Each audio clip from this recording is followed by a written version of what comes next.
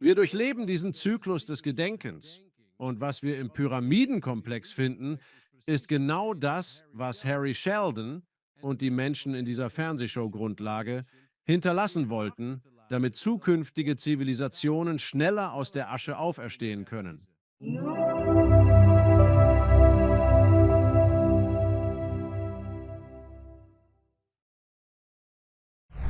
Ich heiße Robert Edward Grant in der Sendung Willkommen. Wie geht's dir? Hallo, schön bei dir zu sein.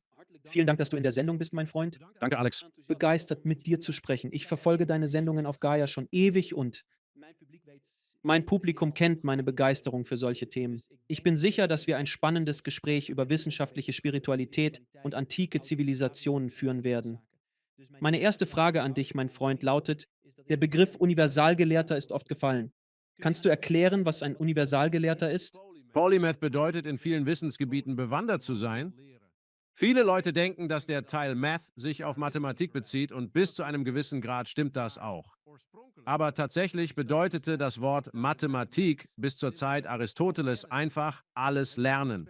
Es stand nicht für das Studium der Quantität oder die Wissenschaft der Quantität.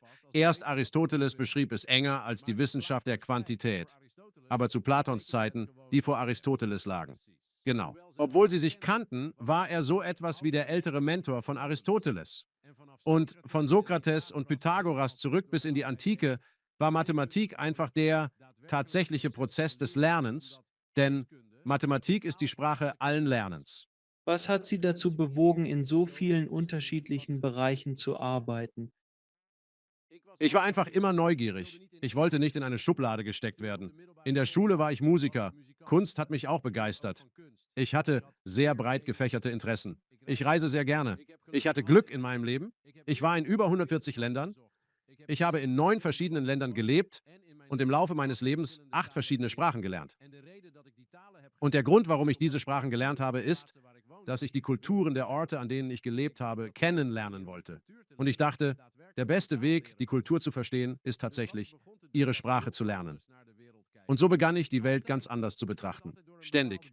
Ich habe immer durch eine bestimmte Brille geschaut und dachte, diese Brille wäre ähnlich der, durch die andere Menschen die Welt sehen. Aber tatsächlich habe ich im Laufe meines Lebens gelernt, dass meine Sichtweise auf die Welt sich sehr von der anderer unterschied. Und früh begann ich zu denken, vielleicht ist das schlecht. Vielleicht ist es nicht unbedingt gut, die Dinge anders zu sehen. Denn vielleicht sehe ich Dinge, von denen andere glauben, dass sie selbst nicht sehen können. Und dann stellt es gewissermaßen meine eigene Integrität in Frage, ob ich wirklich das erlebe, was auch andere erleben. Und was ich im Laufe der Zeit erkannt habe, war eigentlich, dass diese Schwäche, die ich früh wahrnahm, tatsächlich meine größte Stärke war. Und ich denke, dass diese Dinge, von denen wir oft glauben, sie seien unsere großen Schwächen, die Möglichkeit haben, zu unseren größten Stärken zu werden, wenn wir erkennen, warum sie da sind und welchen Zweck es hat, dass wir diese Stärken und Eigenschaften besitzen. Es ist unsere Einzigartigkeit, die uns sehr, sehr göttlich macht. Und ich denke, das ist es, was das Universum am meisten will, unsere Einzigartigkeit und dass wir diese Authentizität finden. Für mich bedeutete das Finden dieser Einzigartigkeit und sie zu erleben durch Musik und gleichermaßen durch Mathematik und Geometrie und alte Geschichte und Weisheitslehren sowie durch Esoterik und Mystik. Ich fand sie auch durch das Studium der Naturwissenschaften, zu denen Physik und Chemie und Biologie und so weiter gehören. Also, all diese Dinge lassen einen erkennen, dass es einen gemeinsamen Faden gibt, der sich durch alles hindurchzieht und verwebt. Wie dieser gemeinsame goldene Faden, der in das Gewebe unserer Erfahrungen eingewoben ist. Und dieser gemeinsame goldene Faden ist die Vorstellung von Mathematik als der zugrunde liegenden Sprache von all dem. Selbstemotionale Zustände können mathematisch beschrieben worden. Wenn man das zu begreifen beginnt, dann fängt man an zu denken, dass es wahrscheinlich einen größeren Zweck gibt, den man bis zu diesem Zeitpunkt im Leben noch nicht wahrgenommen hat. Ich fühle, dass ich am Rande stehe, zu beginnen, das zu verstehen und zu begreifen. Also ja, genau. Wir werden ein wenig über antike Zivilisationen sprechen.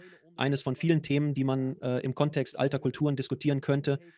Wie hat deine Beschäftigung mit diesen alten Zivilisationen, der verlorenen Geschichte und den Kulturen deine eigenen spirituellen Überzeugungen beeinflusst? Durch sie hindurchzugehen, es hatte enormen Einfluss, denn ich denke, der beste Zukunftsanzeiger ist wohl in die Geschichte zu blicken.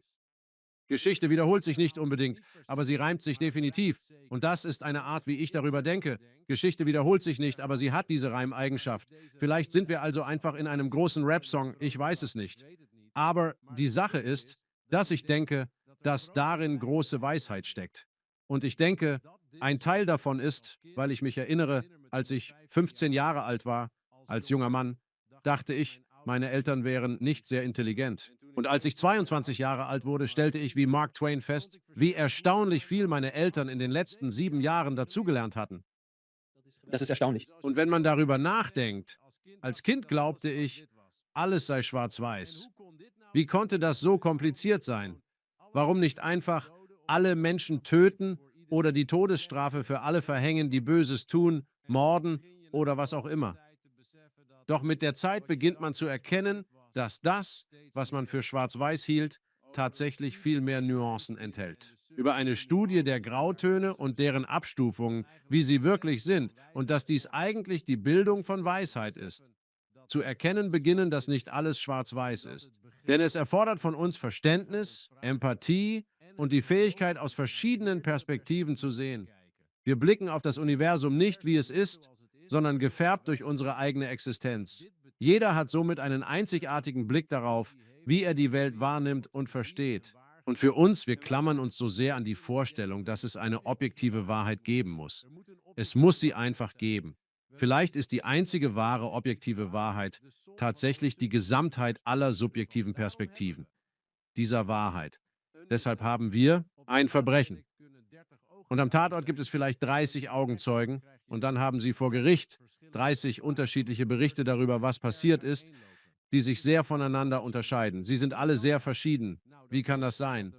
Nun, das liegt daran, dass die Wahrheit eher einem Prisma gleicht, mit sehr vielen Facetten. Was das Universum tut, ist, es erlebt sich selbst durch unsere Augen und erweitert stetig seine Facetten, um auch seine Weisheit und sein Wissen zu mehren.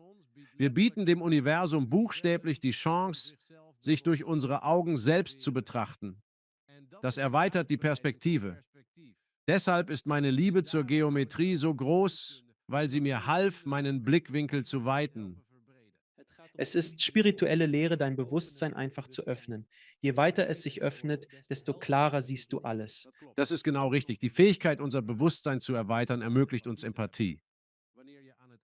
Wenn du am äußersten Ende narzisstischen Denkens angelangt bist, könnte Narzissmus gesellschaftlich gesehen seinen Höhepunkt erreicht haben. Doch das kann auch der Beginn einer neuen Ära der Spiritualität und des spirituellen Wachstums markieren. Denn haben wir erst dieses Stadium des Narzissmus erreicht, glauben wir, die Welt sollte so sein, wie wir sie sehen. Wir meinen, dass die Dinge, die uns begeistern und jene, die wir ablehnen und ausmerzen wollen, maßgeblich sein sollten. Sind tatsächlich Dinge, die jeder ausmerzen und loswerden möchte. Und deshalb haben wir eine Kultur des Abstrafens. Denn die Dinge, die nicht in dieses Narrativ passen, wissen wir nicht, wohin damit. Und das ist die Quintessenz des Narzissmus und narzisstischen Verhaltens, es einfach auszulöschen und zu sagen, dass es nicht existiert, weil nur der Narzisst nicht sehen kann, dass er all diese Dinge ist oder sie all diese Dinge ist. Die Person, die jemand anderen negativ beurteilt, leidet tatsächlich an dem, was sie in einer anderen Person verurteilt und kann es einfach nicht sehen, weil sie keine 360-Grad-Sicht auf sich selbst hat. Sie sehen nur die eine Wahrheit, die sie der Welt präsentieren wollen, nicht das, was sie tatsächlich in dieser Welt tun. Und so, wenn wir unsere Perspektiven erweitern, beginnen wir zu realisieren, Moment mal, vielleicht ist die Art, wie ich die Welt gesehen habe, nur eine Perspektive. Und deshalb mache ich die Sendung, um die Perspektiven der Menschen auf Dinge zu erweitern, denen sie vielleicht noch nie begegnet sind, wie diese Art von Gesprächen. Und es wird zur Erleuchtung für die Menschen, denn sie beginnen zu erkennen, was für ein Zufall. Die Dinge, die ich an mir selbst nicht mag, sind die Dinge, die ich an allen anderen beurteile. Sehr wahr. Also tragen wir alles, was wir beurteilen, bis wir nichts mehr beurteilen, was wir tragen. Dann erkennst du, dass diese Welt kein Ort des Materialismus ist. Es ist eine Welt des Mentalismus. Und diese Welt des Mentalismus ist direkt mit unserer Erfahrung und Wahrnehmung verbunden. Wir sprachen gerade, was zum Teufel wissen wir eigentlich? Genau. Und letzte Woche hatte ich die Gelegenheit, Joe Dispenza zu treffen, als er nach Südkalifornien kam und konnte kurz mit ihm sprechen. Im VIP-Raum kurz bevor er auf die Bühne ging. Es ist faszinierend. Ich erinnere mich an das erste Mal, What the Bleep Do We Know ist. Ich glaube, es war 2009. Es hatte einen tiefgreifenden Einfluss auf mich, da ich erkannte, dass meine Wahrnehmung der Welt beeinflusste, was ich beobachtete. Es gibt einen Teil in What the Bleep Do We Know, den Sie vielleicht kennen, der das Doppelspaltphänomen beinhaltet. Das Doppelspaltphänomen ist ein Experiment, das zeigt, Teilchen, wie wir sie als Partikel und Materialität verstehen, können tatsächlich als Wellen der Möglichkeit agieren und sie können zwischen Wellen oder Partikeln hin und her springen. Das gibt es auch in der Zahlentheorie. Nehmen Sie zum Beispiel die Zahl 7. In ihrer Partikelform wäre sie einfach 7. Das ist ein diskreter Wert, aber wenn man 1 durch 7 nimmt, ergibt das 0,142857. Diese 6 Ziffern wiederholen sich endlos wie eine Welle. 1402. Es handelt sich um eine Sinus-Cosinus-Verteilung, nicht wahr? Zahlen besitzen also die Eigenschaft, zugleich unendlich und diskret zu sein. Es ist lediglich eine Funktion des Spiegels von 1 durch x. Also bedeutet das, wenn wir etwas beobachten und es schaffen, nicht sofort zu urteilen, kann es in diesem Bereich der Möglichkeiten verbleiben.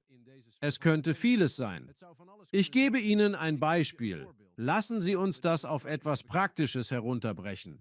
Was ist das Schlimmste, was dir passiert ist, Alex? Ich war kurz davor, einen 20-Millionen-Film mit einem Mafioso zu drehen. Okay, du hast beinahe einen 20 Millionen Dollar Film mit einem Mafioso gemacht. Du hättest sagen können, es geht um die Mafia, oder? Wer weiß, nicht wahr?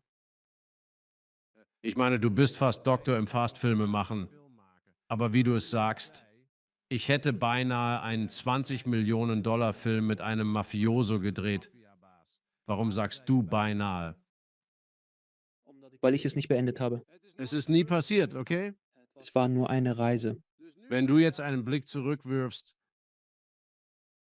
hältst du das wirklich für schlecht oder vielleicht eines der besten Dinge, die dir je passiert sind? Oh, das ist absolut das Beste, was mir je passiert ist, aber es ist gleichzeitig auch das Unerwartetste. Eines der schlimmsten Dinge, die mir je passiert sind. Es ist der Antrieb für mein tägliches Bestreben, Menschen zu unterstützen. Weil ich erlebt habe, wie mein Leben bedroht und meine Träume zerstört wurden, gerade als ich kurz davor stand, sie zu erfüllen. Es ist ein Drama. Also ja, es ist das Beste und das Schlimmste zugleich, was mir je widerfahren ist. Es kann beides gleichzeitig sein. Also, das ist faszinierend, denn als es passierte, wie viele Jahre ist das jetzt für dich her? Fast 20. Du hast dir also vermutlich jeden Tag in die Hose gemacht, nicht wahr? Denn du solltest dich besser nicht mit der Mafia einlassen. Wenn es schief geht, könntest du mit einem Pferdekopf im Bett enden, nicht wahr? Es ist ein riskantes Geschäft. Sicher.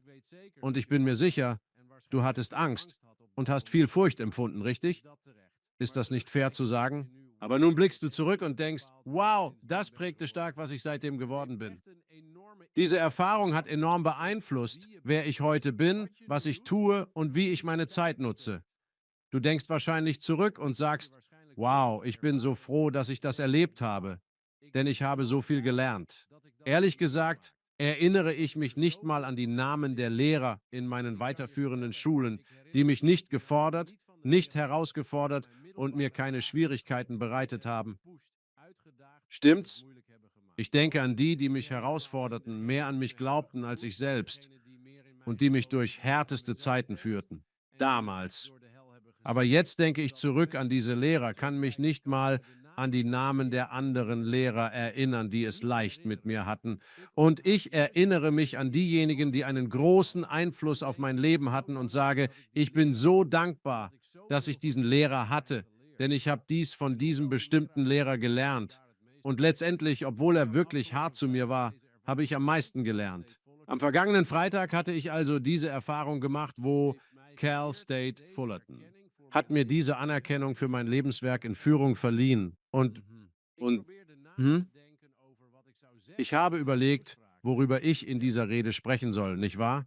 Denn ich habe ja schon Universitätsabschlussreden gehalten und das, was ich vor 10 Jahren an der Chapman University gemacht habe, auch.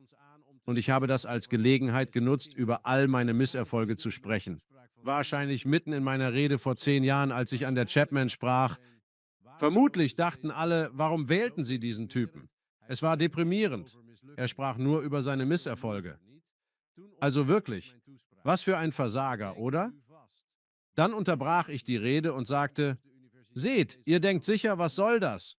Warum lud die Uni diesen Clown ein, die Rede zu halten? Und ich sagte die gute Nachricht, wenn alles scheitert, ist es nur ein Bachelor, nicht wahr? Es ist eben nur der Abschluss. Wenn alles andere misslingt, könnt ihr immer noch einen MBA machen, oder? Also, alle lachten. Und ich sagte, der Grund, warum ich euch von meinen Misserfolgen erzähle, ist, dass jeder einzelne zu meinen größten Erfolgen geführt hat. Ich bin für Misserfolge und Herausforderungen genauso dankbar wie für Erfolge, oft sogar noch mehr. Also habe ich letzten Freitag eine ähnliche Rede gehalten, um, ihr wisst ja, Familie und Freunde zu danken, all jene, die mir geholfen haben, dorthin zu gelangen. Und wenn ich irgendwo hingekommen bin, wie Isaac Newton sagt, dann weil ich auf den Schultern von Reason stand. Übrigens, das wissen die meisten nicht, aber als Newton das sagte, meinte er eigentlich, einen Kollegen, der nur rund 1,40 Meter groß ist, zu überschatten. Und so, er war irgendwie ein Arschloch. Aber die Leute wussten das nicht. Alle denken, oh, was für eine bescheidene Aussage. Es dreht sich um Perspektive, nicht wahr? Also habe ich es mir angesehen und gesagt, mein Leben war eine Reihe von wunderbaren Erfolgen und noch wunderbareren Misserfolgen. Und diese Misserfolge haben mich geformt und mich auf einen Pfad geleitet, den ich wahrhaftig niemals bereuen würde. Tatsächlich, ist das Leben nicht generell so beschaffen? Ich bin Musiker. Aber in der Musik haben wir, schauen wir, diese Töne und diese Intervalle, nicht wahr? Also eine große Terz ist der schönste Klang in der Musik. Es ist einfach das da, dieser wunderschöne Klang, nicht wahr? Aber wenn ich das nehme und sein Gegenteil finde, also das ist ein aufsteigendes Intervall. Wenn ich das absteigende Intervall nehme, wird die absteigende Version davon zur kleinen Sechste. Fragst du Leute, was sie beim Hören empfinden? Du arbeitest im Filmgeschäft, oder?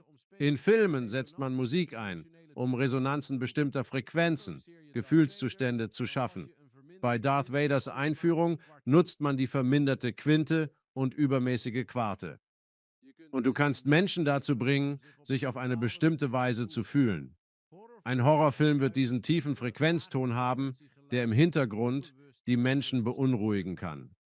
Es sind mathematische Intervalle, durch die diese Akkorde und Intervalle erreicht werden. Also ist die große Terz ein 5-4-Intervall.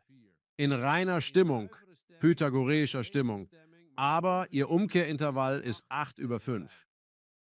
Und was daran faszinierend ist, ist, dass 5 Viertel die Höhe im Vergleich zur Hälfte der Basis einer Pyramide wären und 8 Fünftel ist die gesamte Basis im Verhältnis zur Höhe einer Pyramide.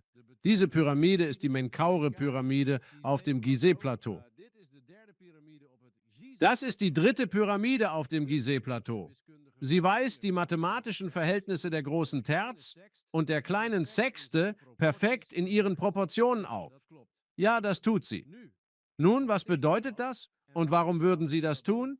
Nun, man muss verstehen, dass auch die anderen Pyramiden alle 13 geben, der musikalischen Intervalle in ihren Proportionen. Das haben Sie wahrscheinlich noch nicht gehört.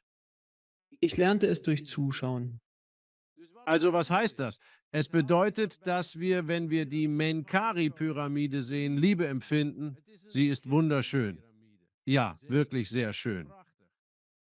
Und dennoch liegt gleichzeitig etwas Dunkles über jener Pyramide. An jener Pyramide ist ein dunkler, verborgener Aspekt. Wenn wir es aus einer anderen Perspektive betrachten, entsteht Herzschmerz und Tragödie. Also wenn Leute bei einer großen Terz sagen, das da. Oder? Wir hören das und denken, oh, das ist so schön. Dann kommt das da. Und jetzt haben wir zusätzlich zur großen Terz eine perfekte Quinte. Und wir sitzen hier und sagen, wow, das klingt fantastisch. Es fühlt sich an wie Liebe und Beständigkeit. Jetzt nehmen wir Umkehrungen. Es ergibt Herzschmerz und Tragödie. Also vielleicht die Pyramidenbauer vermitteln uns etwas über das Wesen des Lebens und der Erfahrung. Das in der Erfahrung der Liebe ist der Keim des Herzleids. Der einzige Unterschied ist eine Zeitfrage. Denn die Noten sind tatsächlich dieselben. Für eine große Terz spielt man C-Note hinauf zur E-Note und absteigend zurück von hoher C zur E-Note, es sind dieselben Töne. In anderer Reihenfolge spielen, ist ein Zeitfunktionsunterschied. Also das führt uns zu einem wunderbaren Einstieg in unser Gespräch über die Pyramiden. Lassen Sie uns über die Pyramiden sprechen, denn ich habe einige Ihrer Arbeiten zur Entschlüsselung der Pyramiden gesehen und es ist absolut faszinierend. Erste Frage. Wer hat nach Ihren Forschungen die Pyramiden erbaut, Ihrer Meinung nach? Meiner Meinung nach ist es sinnvoll, was wir Metatron nennen würden, oder Thoth.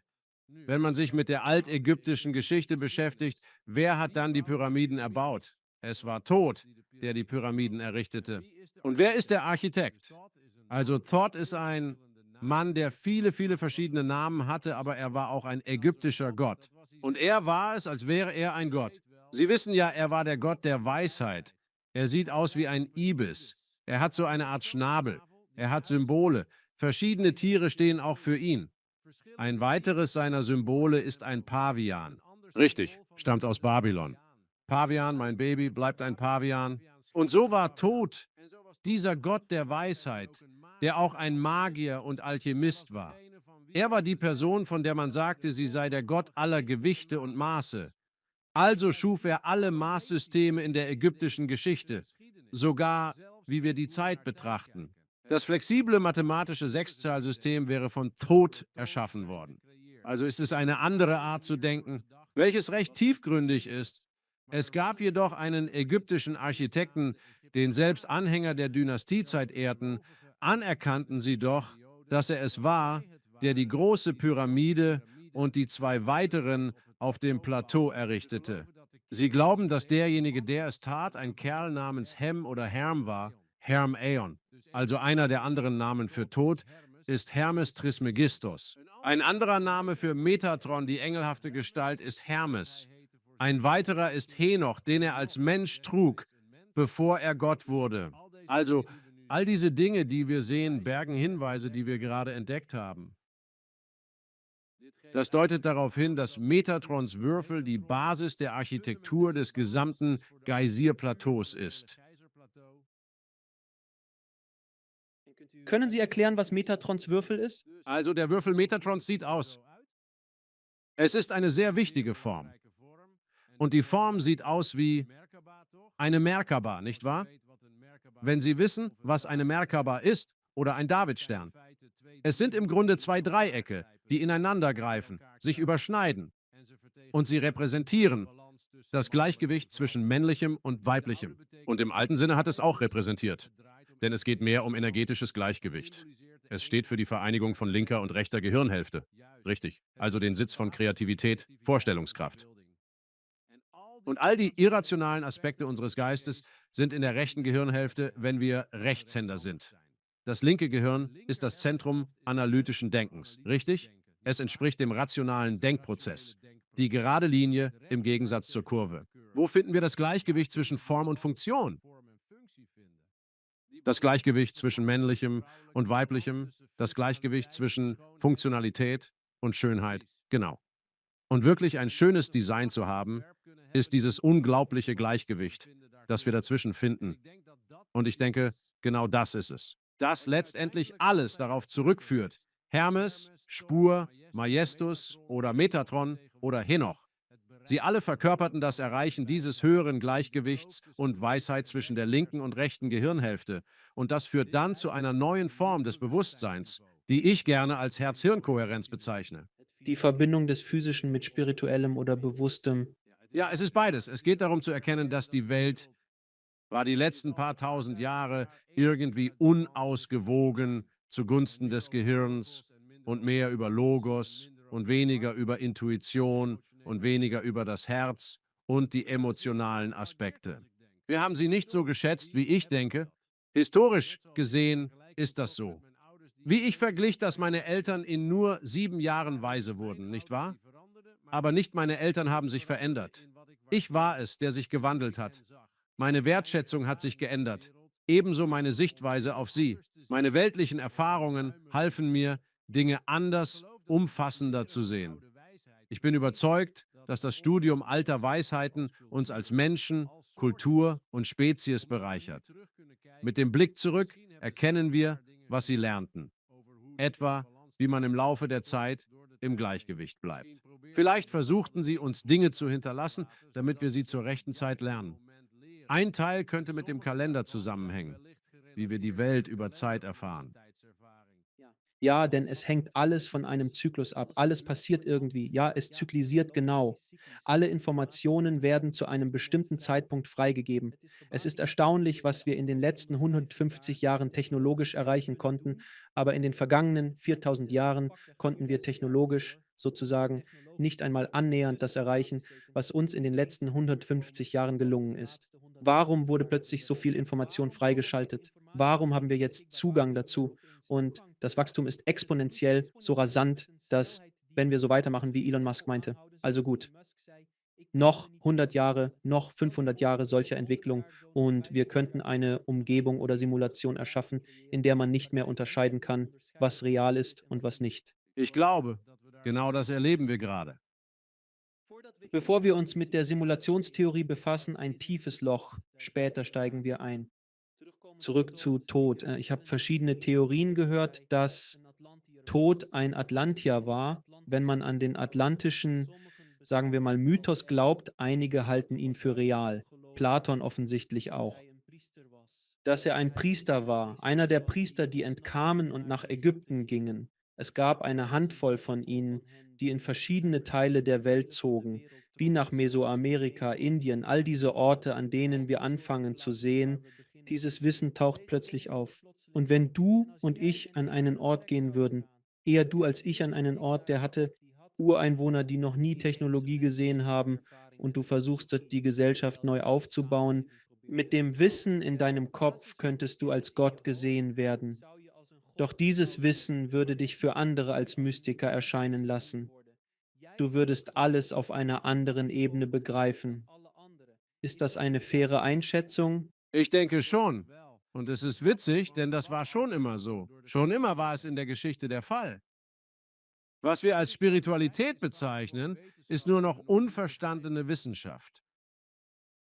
Oder Magie, genau das ist es. Hätte ich so ein Gerät vor 100 Jahren besessen, obwohl Tesla bereits von ihrem Kommen sprach, wäre es für jeden anderen wie reine Magie erschienen. Ein Auto hätte Auto. Genau. Also die Idee, dass wir uns mit Spiritualität befassen, die als unwissenschaftlich gilt, vielleicht ist es einfach Wissenschaft, die wir noch nicht begreifen. Ich glaube, das trifft zu. Wir begreifen noch nicht ganz, was die Konzeption von Zeit wirklich bedeutet, wie die Zeit sich in sich dreht. Ich glaube nicht, dass wir wirklich verstehen, was Lichtgeschwindigkeit eigentlich ist oder was das Vakuum überhaupt ist. Wir denken, das Vakuum des Weltraums sei völlig leer, aber ich kann Ihnen sagen, es ist überhaupt nicht leer. Tatsächlich wird es oft als Plenum bezeichnet, was bedeutet, dass es voll ist, richtig? Es ist voll von etwas. Und ich würde es den lichttragenden Äther nennen, genau wie Tesla es tun würde. Das, was wir für nichts halten, ist da. Es gibt immer etwas. Und dann beginnt man wirklich diesen anderen Kaninchenbau hinabzusteigen von wegen, warte mal, ist Dunkelheit das Fehlen von Licht oder ein eigenständiger Gegenzustand? Natürlich, absolut. Seit ich angefangen habe, mich damit zu beschäftigen, ich meine, als ich begann, in die Quantenphysik einzutauchen, um sie zu verstehen, die Theorie, dass Raum tatsächlich ist. Etwas. Da ist etwas zwischen den Planeten, denn wie sonst könnte die Schwerkraft und schwarze Löcher so existieren, wie sie es tun. Und du beginnst, diese Simulationen zu sehen. Es macht absolut Sinn, diese Ideen zu präsentieren und zu erläutern, denn Physiker behaupten, dass sich das Universum theoretisch schneller als mit Lichtgeschwindigkeit ausdehnt, nicht wahr? Ist das korrekt? Ich meine, es dehnt sich zumindest ungefähr mit Lichtgeschwindigkeit aus, oder? Und das ist es, was den Leuten, allen, schwerfällt zu begreifen. Denn erstens, was ist diese dunkle Sache, die sich ausdehnt und alles dazu bringt, sich voneinander wegzubewegen? Und das führt dann zur Inflationstheorie. In der Physik, glaube ich, ist es wie eine große Atemübung, wie ein riesiges Einatmen und dann Ausatmen und es durchläuft einfach Zyklen. Und diese Zyklen sind da, damit wir in einem Spiel lernen, dass ich als eine Art spirituelle Lebenssimulation bezeichnen würde. In dieser spirituellen Lebenssimulation sind wir, um durch Gegensätze zu lernen, indem wir die Gegensätze erfahren. So lernen wir Konzepte. Nehmen wir an, du wählst aus einem Menü. Ich möchte bedingungslose Liebe lernen.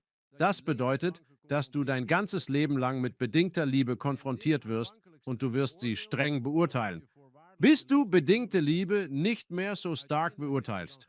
Und dann hast du endlich gelernt, das Konzept, was es bedeutet, bedingungslose Liebe zu erfahren.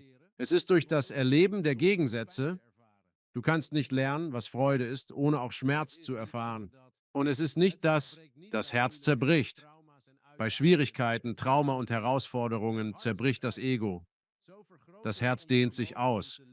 So steigern wir unsere Fähigkeit zu lernen und zu lieben, indem wir die Muskeln unseres spirituellen Körpers zerreißen. Es ist wie im Fitnessstudio, ohne Schmerz kein Fortschritt. Gleiches Prinzip. Wenn du in einer spirituellen Lebenssimulation bist, wirst du kein einfaches Leben wählen, denn du wirst nicht viel lernen. Als ich im Grundstudium an der Universität war, ich dachte mir, ich muss nicht wirklich viel lernen. Ich hatte sowieso gute Noten, also wollte ich mich nicht wirklich darauf einlassen. Ich konnte quasi das Nötigste machen. Aber als ich dann im Aufbaustudium war, dachte ich mir, weißt du was, ich täusche eigentlich nur mich selbst. Mit ein wenig mehr Weisheit erkannte ich, dass ich das lernen sollte, denn ich bin derjenige, der verliert, wenn ich mich selbst betrüge. Und so studierte ich alles. Ich wollte es wirklich in- und auswendig, vorwärts und rückwärts lernen. Es war ein neues Konzept für mich bezüglich Schule und der Bedeutung, Schüler zu sein. Durch Schwierigkeiten und Herausforderungen habe ich mehr gelernt und gewonnen. Ich denke, das wählen wir, wenn wir in diese Existenz kommen, um durch Gegensätze zu lernen, um Liebe und Vergebung zu lernen, sowie uns zu erinnern, wer wir sind. Das sind die Gründe, warum wir in diesem spirituellen Lebenssimulationsspiel sind.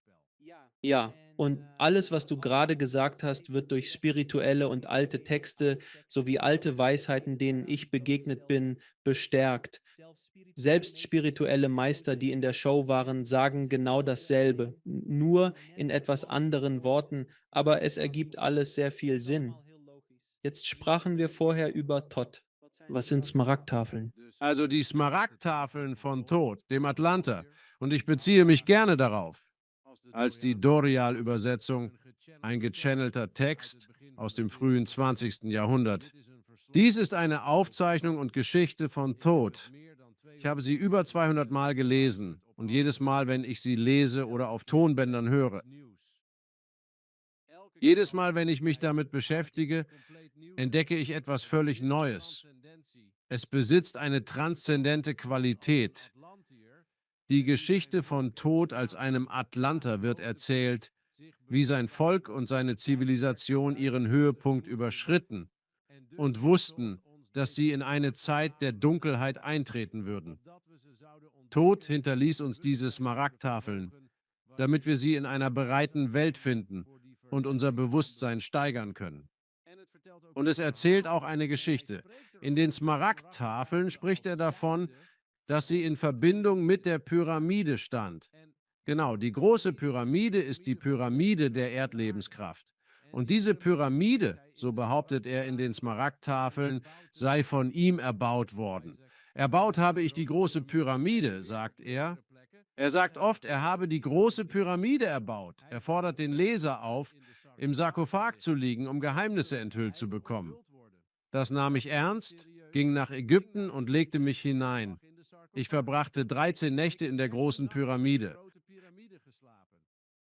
Und es handelte sich um einige der transzendentesten Erfahrungen meines gesamten Lebens. Was passiert? Was passiert mit dir? Nun wird dir zunächst klar, dass die große Pyramide wie ein Musikinstrument ist. Also die Schwingung. Es gibt eine spürbare Schwingung. Sobald du den Raum betrittst, gelangst du in etwas, das als Vorraum bekannt ist. Du überwindest die große Stufe, die letzte Stufe unterhalb der Spitze der imposanten Pyramide. Anschließend begibst du dich durch einen schmalen Korridor weiter, der als Kriechraum dient und etwa 99 Zentimeter hoch ist, also fast 1 Meter. Während du dich durch diesen Raum bewegst, stößt du auf zwei kleine Vorkammern. Die erste Vorkammer ist sehr klein, gerade so breit, dass meine Schultern nur knapp hineinpassen können. Also stehst du dort und ich passe mit etwa 2 Zentimetern Spielraum beidseitig hinein. Und wenn du dort die richtige Resonanzfrequenz findest, die bei 117 Hertz liegt, welche das Verhältnis der Grundfläche zur Höhe der großen Pyramide von 11:7 ist. Also 117 und 11,7 zum Quadrat ergibt 137 und das ist die Anzahl, wie oft der Sarkophag in die Königskammer passt. Und das ist eine sehr wichtige mathematische Konstante, die Alpha genannt wird. Und diese mathematische Konstante ist die Trennung zwischen Licht und Dunkelheit, genannt die Elektronenkopplungskonstante. Sogar der berühmte Physiker selbst, Richard Feynman, bezeichnet sie als die mysteriöseste Zahl, die wir haben, denn sie ist die Schwelle, an der Licht von einem Elektron emittiert oder absorbiert wird. Es ist buchstäblich die Trennung von Licht und Dunkelheit. Jetzt, wenn du durch den kleinen Kriechgang, der nur circa 99 Zentimeter hoch ist, gehst, kannst du nach 2 bis 2,5 Metern aufrecht stehen. Dort findest du die Resonanzfrequenz von 117 Hertz. Die klingt wie Du hörst sie nicht nur, du fühlst sie auch, denn die Kammer, in der du stehst, beginnt zu vibrieren. Es ist, als würde die Resonanz sagen, wow. Sie rüttelt dich durch und durch, du denkst, wow, was ist das? Fast so, als sei die kleine Kammer zum Selbstreinigen da. Wie ein Räuchern, eine schwingende Reinigung, um dich zu klären, ehe du die Königskammer betrittst. In Ordnung. Also was ich tue, ist, dass ich Leute hineinkommen lasse. Ich stehe dann dort und tippe ihnen auf den Rücken, wenn sie an mir vorbeikriechen, weil es auch nur etwa 1,20 Meter breit ist. Und ich sage, steht auf, und dann stehen sie auf. Sie sind so, oh, ich kann hier drin stehen, und dann werde ich das bei ihnen machen. Sie sind so, wow. Und dann gehen sie in die nächste Vorkammer. Und dort ist es weniger hallend. Und wenn du das gemacht hast, gehst du in die Kammer des Königs. Und wenn du dich dann in den Sarkophag legst, kannst du auf derselben Frequenz mitschwingen, diesem gleichen Summton. Genau so. Du musst nichts weiter tun und es nicht lauter machen. Und sobald du es tust, wenn du im Sarkophag liegst, genauso als würdest du in der Vorkammer stehen, spürst du die gesamte Kraft der Pyramide, wie sie anfängt zu arbeiten. Sie beginnt zu gehen, wow, wow, wow, wow, wow, wow, wow, wow, genau so. Super laut, wirklich extrem laut. Das musst du erleben. Du musst es erleben. Dieser Ausdruck in deinem Gesicht, so nach dem Motto, was zum Teufel. Also wirklich, ich brenne darauf zu gehen, Mann. Ja, nein. Es ist die unglaublichste Erfahrung, die du je machen wirst, das kann ich dir sagen. Und viele Leute haben dort schon unglaubliche Erlebnisse gehabt. Ist es, ich meine, kann es sein, vergleichbar mit einer psychedelischen Erfahrung manchmal, je nachdem, warum du dort nachts schläfst? Zuallererst, ich habe nie in der Pyramide geschlafen, obwohl ich dort 13 Nächte verbrachte. Ich denke, das tat ich öfter als jeder andere, den ich kenne, aber ich schlief nie. Ich schlafe dort nicht. Ich bleibe wach, weil wir ständig Neues entdecken. Die Geheimnisse sind überall, an den Wänden, in der Architekturmathematik. Wenn du dich dafür interessierst, wir haben einen neuen Film gemacht, Gizeh, der heilige Gral der Geometrie. Er ist jetzt auf YouTube verfügbar, nachdem wir ihn vor etwa einer Woche gestartet haben. Er zeigt im Kern die geometrische Beziehung, die wir mit Metatrons Würfel gefunden haben und die das Gizeh-Plateau definiert. Und dass alle 3 Pyramiden nach demselben Plan erbaut wurden, von dem wir annehmen, dass er gleichzeitig umgesetzt wurde. Die Geschichte von Cheops und Menkaure und Chephren, also Cheops ist der Großvater, dann kam der Sohn Chephren und danach der Enkel war Menkaure. Und sie hatten alle Pyramiden unterschiedlicher Größe. Und alle denken, dass es daran lag. Irgendwie hatte Menkaure weniger Geld.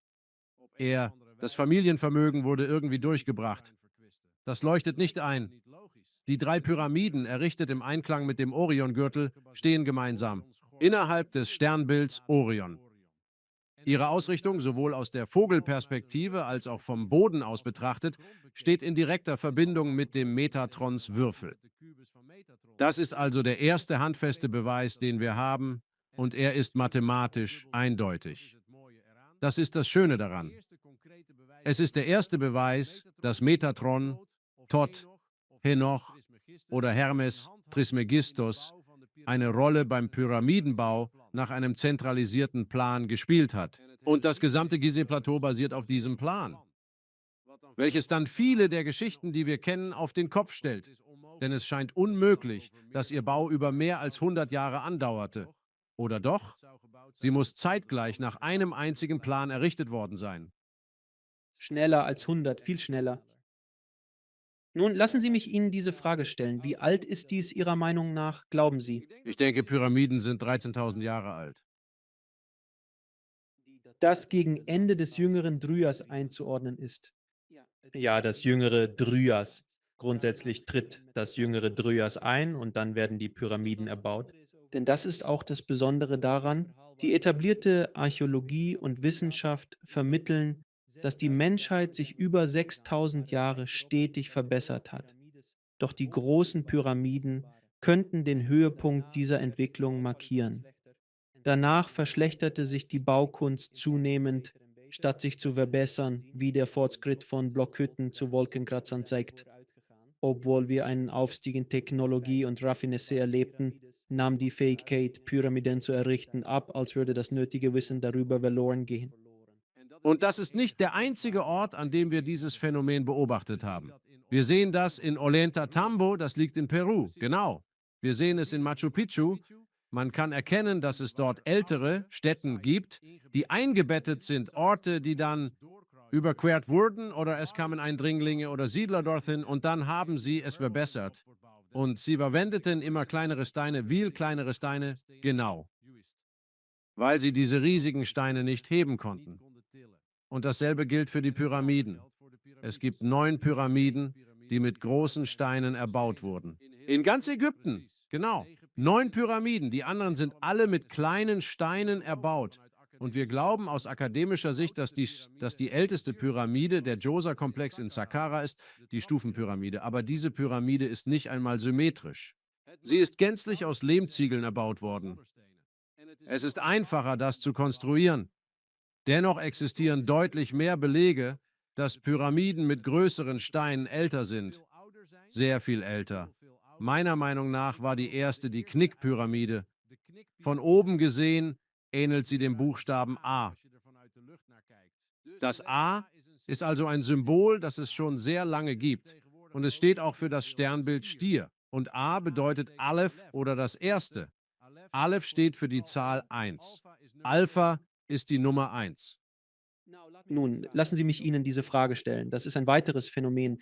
Wie kommt es, dass Kulturen auf verschiedenen Kontinenten weltweit, die nie Kontakt miteinander hatten, sozusagen überall Pyramiden haben, von Mesoamerika bis Indien? Ich habe kürzlich herausgefunden, dass es auch in Japan Pyramiden gibt. Sie sind überall verstreut. Wie ist das möglich, wenn sie alle aus derselben Epoche stammen? Oder zumindest nahe daran? Ähnliche Bauwerke, hier und da ein wenig unterschiedlich. Aber die Idee dieser Pyramiden, dieser Monolithen, findet sich weltweit. Wie kann das sein? Weil unser Verständnis von Geschichte völlig falsch ist. In Ordnung, was ist dann dein persönliches Verständnis von Geschichte? Ich glaube also, es gab eine Zivilisation vor unserer dokumentierten Geschichte. Und Beweise dafür tauchen überall auf der Welt auf. Ich bin nicht der Einzige, der das sagt. Viele Menschen haben es vor mir gesagt und es werden noch viele folgen, die es sagen werden. Graham Hancock hat intensiv zu diesem Thema geforscht. Es gibt eine empfehlenswerte Netflix-Serie von ihm darüber. Zudem läuft auf Gaia eine Sendung namens Alte Zivilisationen. Hancock produzierte auch Antike Apokalypse. Ich bin überzeugt, dass es stichhaltige Beweise gibt. Und ich werde dir Beispiele dafür nennen. Es gibt keinen stichhaltigen Grund zu der Annahme, dass die Menschen in Mesoamerika und Mexiko Verbindungen zu Ägypten hatten. Oder? Trotzdem, ich werfe dir einfach ein paar Zahlen hin. Also die Basis der Sonnenpyramide in Mexiko, Teotihuacan, was eigentlich Teotihuacan ist, einer der vielen Namen des Tot. Tehuti ist einer der Namen des Tot. Die Basislänge dieser Pyramide beträgt 230 Meter. Die Basis der großen Pyramide von Gizeh ist 230 Meter. Die Grundfläche der Mondpyramide, gelegen in Mexiko direkt neben der Sonnenpyramide, ist 140,6 Meter.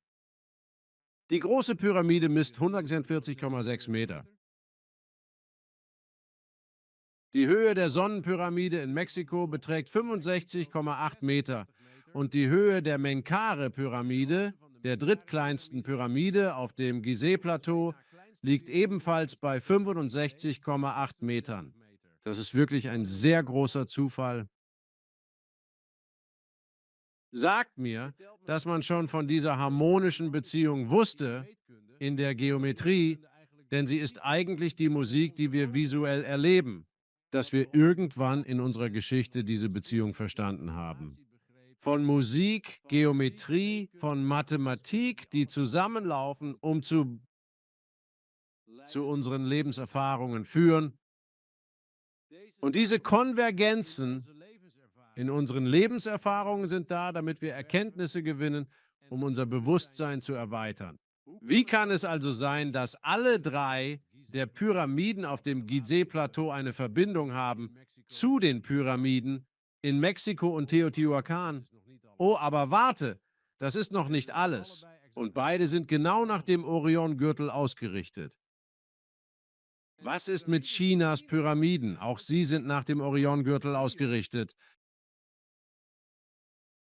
Wie könnte es sein, dass sie unverbunden waren?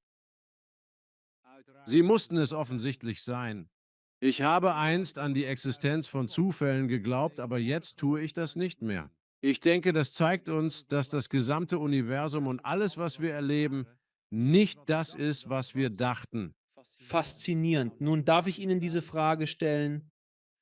Wir sprechen über diese Pyramiden und wir sprechen über antike Zivilisationen. Was war der Zweck dieser Pyramiden? Denn die Geschichte besagt, dass die große Pyramide ein Grab sei, aber wir haben dort noch nie Hieroglyphen gesehen, irgendetwas. Nun, es gibt jede Menge Glyphen. Es gibt jede Menge Glyphen. Ich weiß nicht. Das ist es nicht, das andere. Wir können nicht. Wir haben sie entdeckt. Und genau darum geht es in meiner Fernsehsendung auf Gaia, nicht wahr? Codex. Also die Wände sind buchstäblich übersät mit Petroglyphen, aber sie wurden ignoriert. Es sind eingeritzte Petroglyphen. Sie bedecken die Wände und die Menschen haben sie nicht gesehen, weil sie ignoriert wurden. Ein Teil davon ist auch, dass die Petroglyphen auf irgendeine Weise abgeschabt wurden, aber viele sind immer noch da und sichtbar. Und genau das ist das Thema meiner Fernsehsendung auf Gaia. Was ist der Unterschied zwischen dem und Hieroglyphen? Petroglyphen sind wie alte Zeichnungen oder Schriften an Wänden, wie Höhlenmalereien und so weiter, aber diese sind eingravierte Petroglyphen. Hieroglyphen wären das, was wir als Sprache betrachten würden. Wir sehen keine Sprache an den Wänden. Wir sehen keine Hieroglyphen, die uns die Geschichte erzählen, die hier vermittelt wird, die wir mit einem Stein von Rosetta entschlüsseln könnten, um zu verstehen, was sie bedeutet. Aber was wir sehen, sind Darstellungen eines Baumes der Erkenntnis von Gut und Böse. Es gibt Drachen. An der Nordwand der Kammer sind DNA-Stränge eingraviert, buchstäblich mit Nukleotidpaaren und allem, was zu DNA gehört. Zudem sehen wir eine Kuh und einen Stier, Symbole für Apis und Hathor, sowie an der Südwand eine Wasserszene. Und hinter dem Sarkophag in der Königskammer an der Westwand, wir haben ein Gesicht, das einem Alienkopf gleicht, sehr deutlich, mit einem Auge des Ra in der Mitte, sowie mehr DNA-Spuren an diesen Wänden. Auch in der Menkari-Pyramide sahen wir etwas. Beim letzten Besuch entdeckten wir eine wortwörtliche Garten-Eden-Szenerie mit dem Baum des Lebens, der Erkenntnis von Gut und Böse, überspannt von einem Fluss, umgeben von Schlangen. Gleich Schlangen. Aber sie unterscheiden sich von denen in Gräbern. Ja, sie sind ganz anders. Es sind keine Gräber. Ja, also was waren sie dann eigentlich? Das ist genau meine Frage. Was war der eigentliche Zweck all dieser Dinge? Ich denke, Pyramiden dienen dem spirituellen Aufstieg. Absolut. Als Gerät für den spirituellen Aufstieg. Kennst du diese Fernsehserie? Sie läuft auf Apple Plus und heißt Foundation. Ja, davon hörte ich, aber sah es noch nicht. Eine Geschichte von Isaac Asimov. Erzählt die Geschichte einer fernen Zivilisation in einer Galaxie. Das war vor etwa 12.000 Jahren, nicht wahr? Und sie standen am Beginn einer neuen Phase ihres zyklischen Kalenders, die in eine Dunkelheitsperiode übergehen sollte. Und sie hatten einen berühmten Mathematiker. Sein Name war Harry Seldon. Im Buch. Es ist fiktiv, aber Kunst imitiert oft das Leben. Er sagt also voraus mit seinen astrologischen und mathematischen Methoden, dass ihre Zivilisation ausgelöscht wird. Vollständig ausgelöscht. Also bringt er alle dazu zuzustimmen, dass sie handeln müssen und bringen all ihre Informationen in diese Form, einen Kubok-Täter. Also komprimieren sie alle Daten ihrer Zivilisation in diese Form.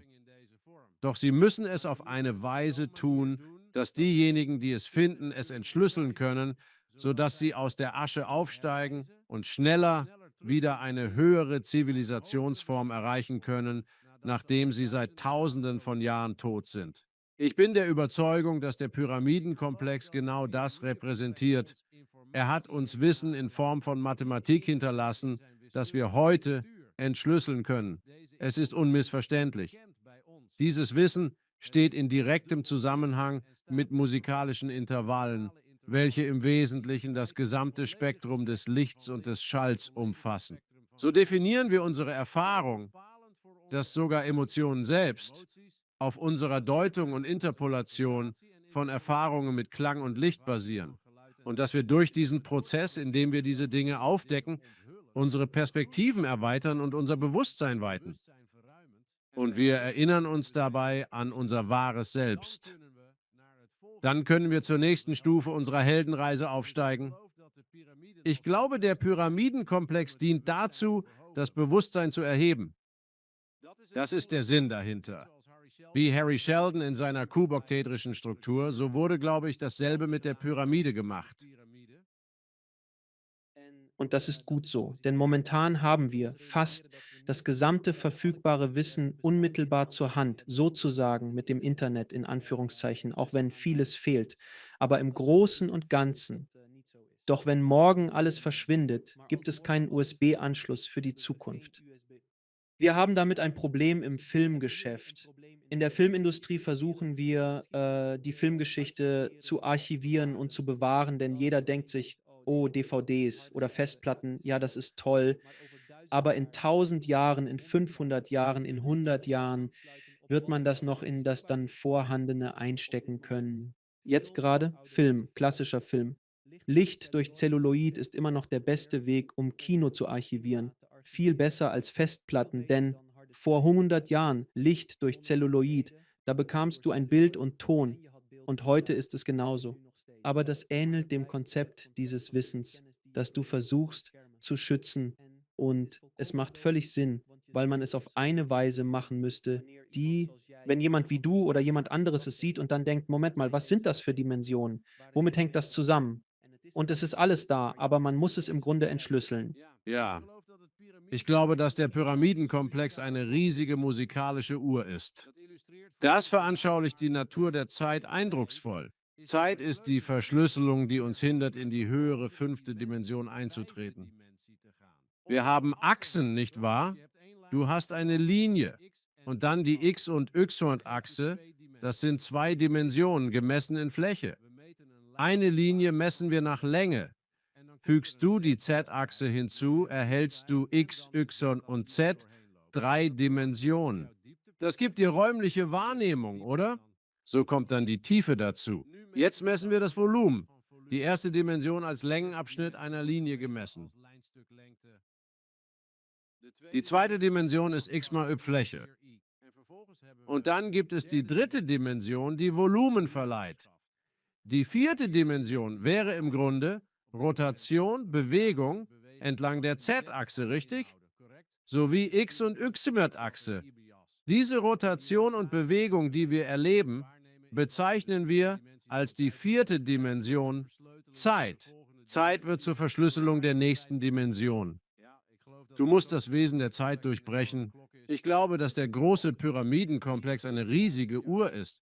Es ist eine Uhr, die die 24.000-jährige Präzession der Tag- und Nachtgleichen anzeigt.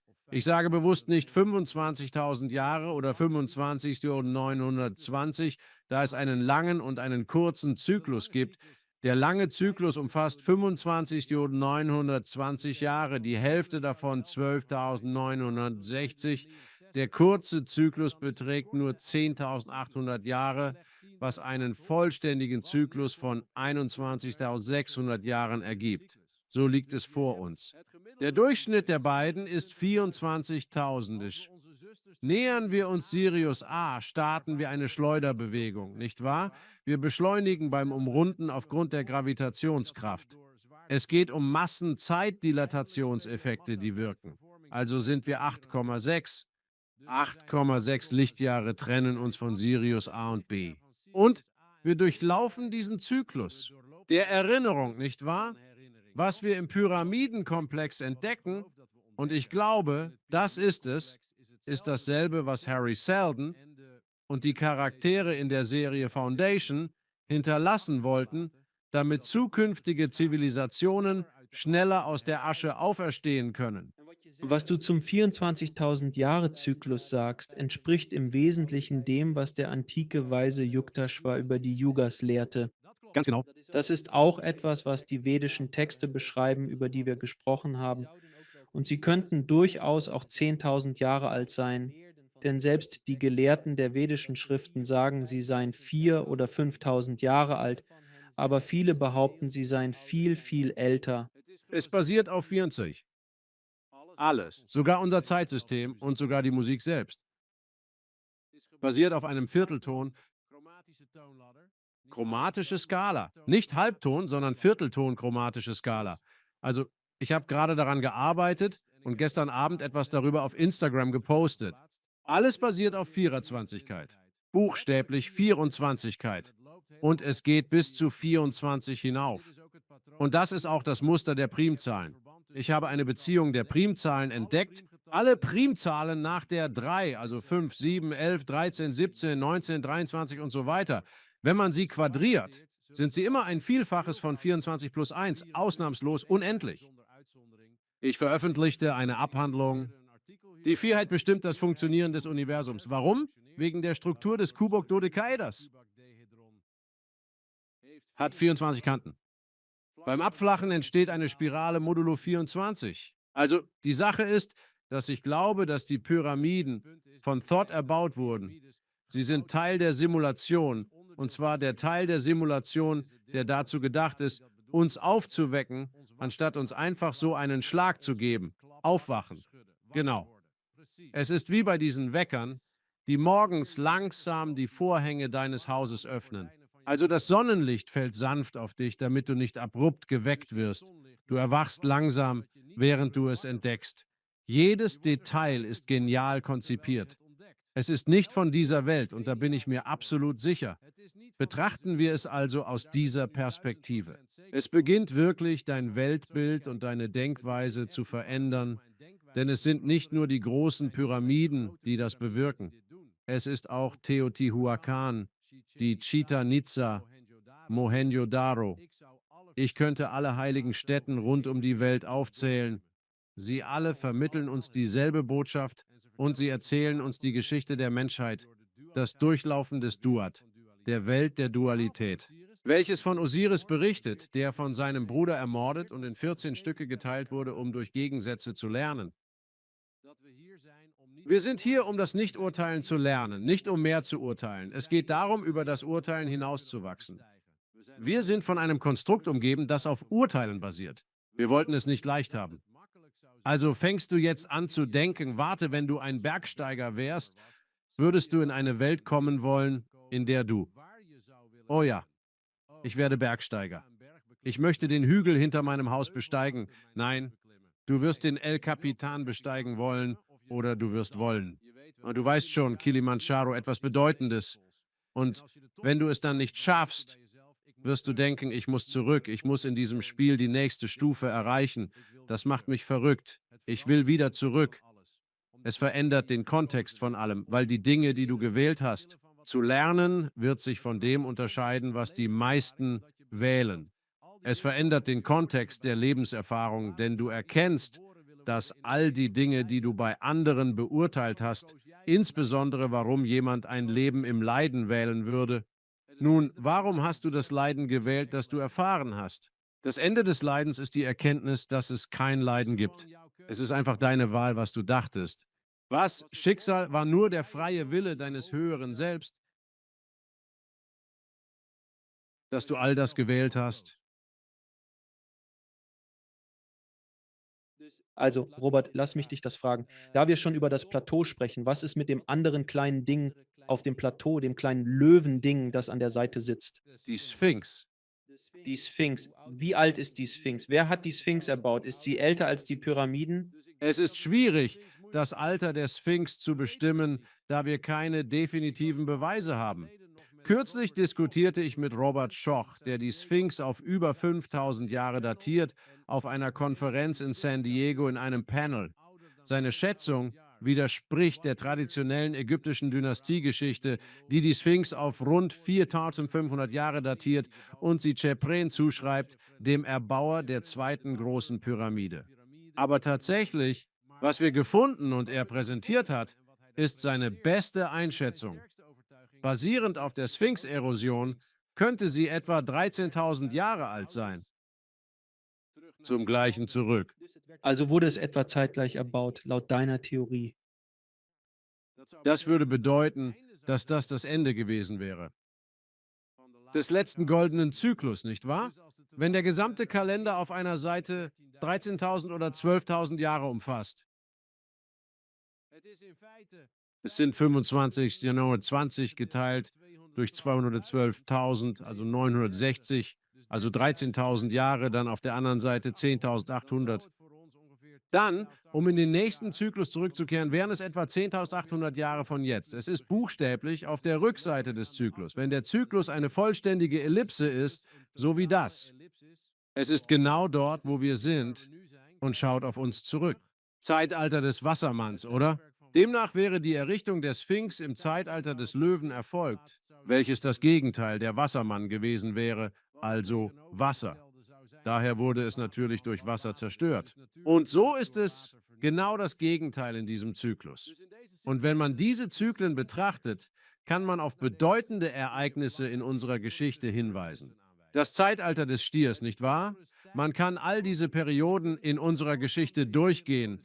Der Stier war eine Zeit großen Lernens und der Expansion. Und das wäre, sagen wir, 4000 Jahre vor Christus gewesen. Ungefähr in diesem Zeitrahmen, nicht wahr? Die sumerische Periode und so weiter. Dann könnte man damit weitermachen und man erkennt, okay, zur Zeit Jesajas wäre es die Periode des Widders gewesen. Viele Kriege und Eroberungen in dieser Zeit. Selbstverständlich diskutieren wir auch in jener Zeit über die Kriege der hellenistischen Ära und er spricht vom Kommen Jesu als dem Lamm Gottes. Und die Geschichte von Moses fällt auch in diese Ära des Widders. Lasst uns Lammblut an die Tür streichen. Alles drehte sich um das Lamm und den Schutz des Lammes. Aber als dann Jesus kam, wechselte alles zum Fisch. Ich werde euch zu Menschenfischern machen. Die gegensätzlichen Symbole in der Astrologie, sie werden zum Schatten, zur Folge für die Gesellschaft. Was war also das Gegenstück des Fischezeitalters? Das Gegensymbol der Fische. Weißt du es? Es ist Jungfrau. Ich nicht. Die Jungfrau? Warum meinst du, verehren wir seit 2000 Jahren die Idee der Jungfräulichkeit, die Jungfrau Maria, nicht wahr? All die Symbolik der unbefleckten Empfängnis und so weiter, weil sie mit der Vorstellung von Reinheit und einer puritanischen Weltsicht verbunden ist. Nun, im Wassermannzeitalter, was ist unser Gegenteil dazu? Es ist wieder Löwe. Warum glaubst du also, wird Gold jetzt zu einem wichtigen Bestandteil unserer Gesellschaftsbetrachtung? Richtig. Gold war als Farbe, als Schmuck und alles vor nur 30, 40 Jahren sehr unbeliebt. Als ich ein Kind war, war es nicht populär. Jetzt ist es sehr beliebt. Die Menschen wollen alle Gold, denn es ist Teil des kollektiven Bewusstseins, der Zyklizität des Ganzen. Und gleichzeitig das Gegenteil von Ares war die Waage. In dieser Zeit großer Eroberungen, einschließlich der römischen Eroberung und allem anderen in dieser Periode, besaßen die Etrusker auch unglaubliches Wissen, das mit der Waage kam. Das ist ein Merkmal des Lernens. Gerechtigkeit, Herrschaft, richtig.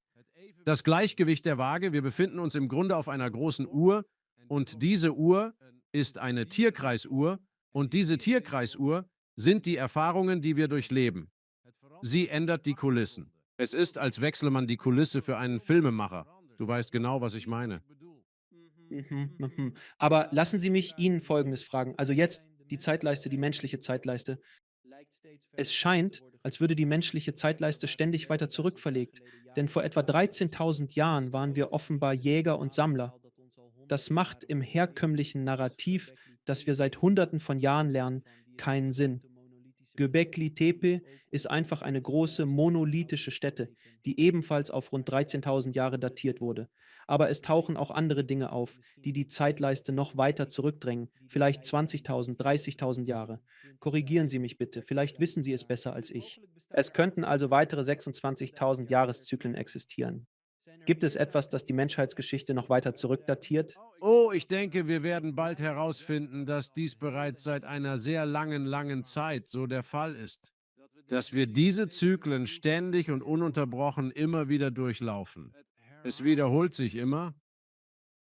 Aber steigen wir allmählich auf? Es scheint so. Ich glaube, wir sind hier, um zu erleben. Es ist wie ich schon sagte, ist es eine spirituelle Lebenssimulation.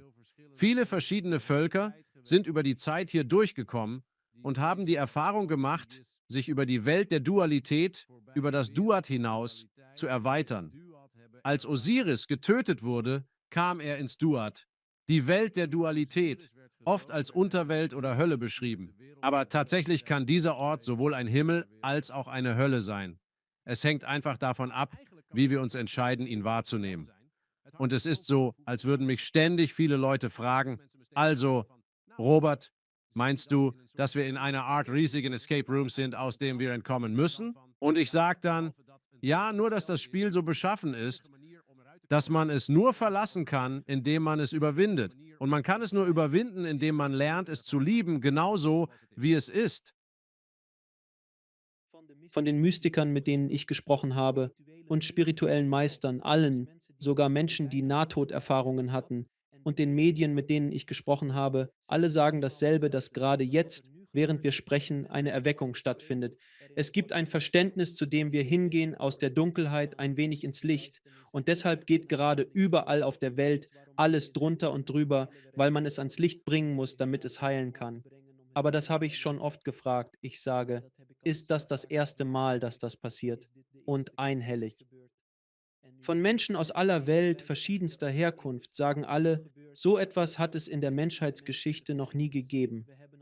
Wir haben schon viele Zyklen durchlaufen, wie die Jugos sagten, aber unser spirituelles Bewusstsein hat noch nie dieses Niveau erreicht. Und deshalb sind die Seelen so aufgeregt, in dieser Zeitperiode herabzukommen. Stimmst du dem zu? Ich kenne die Antwort auf diese Frage nicht, also versuche ich es gar nicht. Natürlich muss niemand glauben, was ich sage. Es ist so. Du wirst es selbst herausfinden. Aber was ich sagen würde, ist Folgendes. Ich glaube, dass wir viele Zyklen durchlaufen haben. Ich denke nicht, dass dieser Zyklus genau wie alle anderen ist. So wie ich glaube, dass dein Fingerabdruck, deine Netzhaut und Iris sind einzigartig. Deine Sicht durch deine Augen, denn dann fragst du dich, warum macht das Universum das? Warum erschafft es dieses aufwendige Spiel?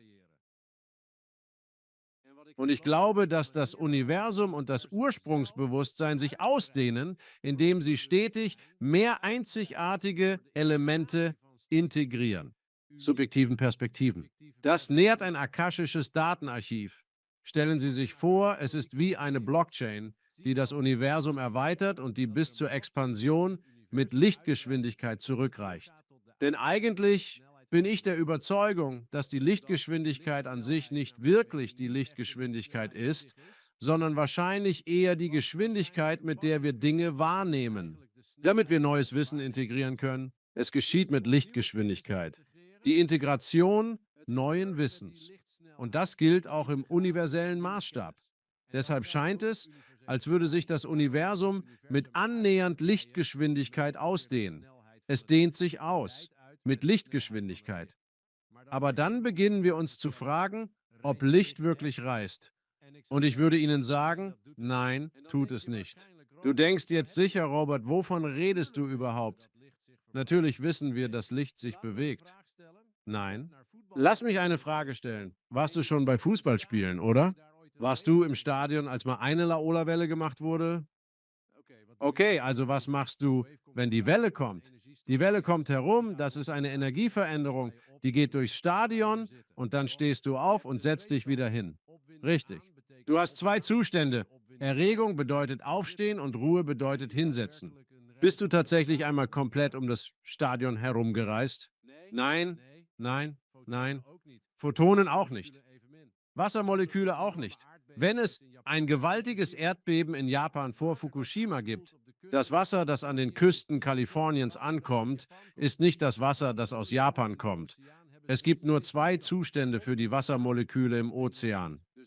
Sie sind entweder angeregt oder nicht angeregt. Also wenn wir glauben, das gilt für alle Wellenphänomene, das ist mir egal.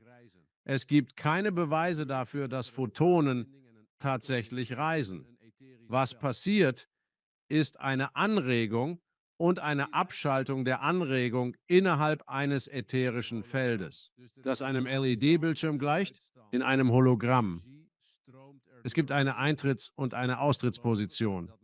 Energie fließt durch. Was wir materiell nennen, ist eigentlich nicht materiell. Es ist wirklich alles geistig. Also wenn ich meine Hand so herumbewege, jedes Mal, wenn ich ein weiteres kubisches Feld passiere, des Äthers, es erschafft sich selbst neu, während ich es bewege. Theoretisch sollte ich meine Hand einfach hindurchstecken können.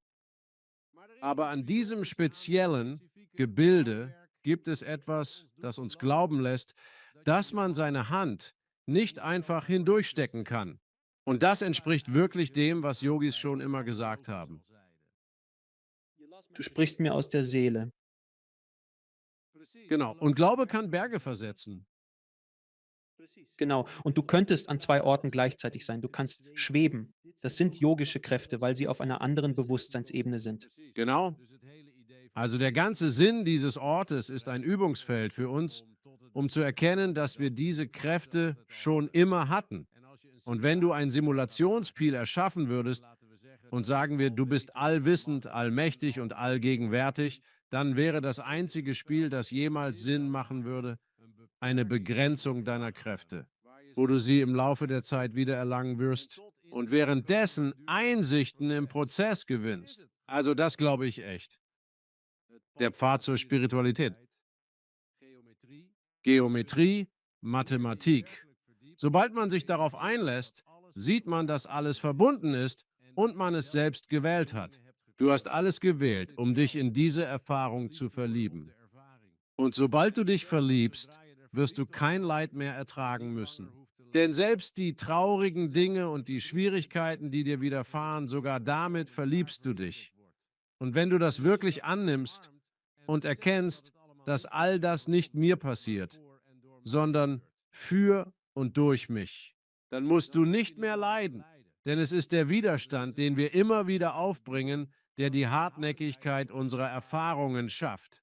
Robert, das sind wirklich tiefsinnige Ideen und Gedanken. Hoffentlich diese Samen keimen in Menschenköpfen, denn es ist sehr kraftvolle Materie, wenn du es nur zulässt. Überwinde das Ego, komm hinweg. Die Wahrnehmung, Ja, wir alle. Das Programm war spitze programmiert. Wir täuschen uns perfekt. Einfach fabelhaft. Ein verdammt gutes Programm. Experten. Aber schau, was während Covid passiert ist, nicht wahr? Alle fangen an aufzuwachen. Es ist gerade eine Massenerwachung, weil es ist an der Zeit, dass es passiert. Und alles geschieht jetzt so schnell, weil es so viele bizarre Karikaturen gibt, die einfach keinen Sinn mehr ergeben. genau, richtig. Die Vorstellung, 40 Stunden pro Woche, 40 Jahre lang in einer Fabrik zu arbeiten und dann mit 65 mit einer Uhr in Rente zu gehen. Ein elendes Leben 40 Jahre lang, das war bei unseren Eltern und Großeltern so. Aber unsere Generation und die meiner Kinder sehen das und denken, seid ihr verrückt? Ach, das weiß ich. Einer meiner Lieblingsfilme ist Alles Routine aus 1999, oder? Wo sie in diesem Büro sitzen und planen, Geld von der Bank zu stehlen, indem sie bei jedem einen Bruchteil eines Pennys abzweigen. Und dann vermasseln sie es und denken, oh, wir werden erwischt. Und dann sind sie so, was sollen wir machen, Mann, was sollen wir machen? Wir sind am Arsch. Wir stecken so tief in der Scheiße. Und da ist dieser eine Typ, der kleine Kerl aus dem Nahen Osten. Und er sagt, willst du? Fragt der Hauptcharakter aus dem Silicon Valley, willst du den Rest deines Lebens in einem Bürohauschen bei diesem 9 bis 5 Job verbringen, wirklich in diesem schrecklichen Dasein? Und der Typ so, ich kann von so einer Jobsicherheit nur träumen. Ein wirklich toller Film. Ja, mal ehrlich, Leute. Es gibt mehr im Leben als nur das. Und plötzlich werden wir wachgerüttelt für dieses Spiel. Nun, darf ich das fragen? Zurück zu Ägypten einen Moment. Ich kenne das Konzept der Mysterienschulen in Ägypten, Indien, Tibet. Ich erforschte, wo Jesus zwischen seinem 12. und 13. Lebensjahr war. Ja, er reiste nach Indien und Tibet, studierte Jainismus und Buddhismus und lernte viel. Richtig, all das unnötige Gerede. Ja, ein Teil der Bibel, genau. Ich nenne ihn den Bla-Bla-Bla-Teil. Das mag ich. Wo war das nur? Die Mysterienschulen. Ich hörte, er ging zu den Mysterienschulen in Ägypten. Ich habe dich über die Mysterienschulen reden hören. Kannst du erklären, was Ägyptens Mysterienschulen waren? Ja, tatsächlich, sogar vor Jesus. Von der Zeit, als er 12 Jahre alt war, bis er 30 war, haben wir eigentlich keine Aufzeichnungen über ihn in der Bibel. Genau, aber gleich nach seiner Geburt. Die heilige Familie, wie sie oft genannt wird, also Maria, Josef und Jesus, verließ und ging nach Ägypten, weil sie vor Herodes Befehl zur Tötung aller männlichen Erstgeborenen fliehen mussten. Genau. Und so war der Ort, an den er ging, an einem Ort.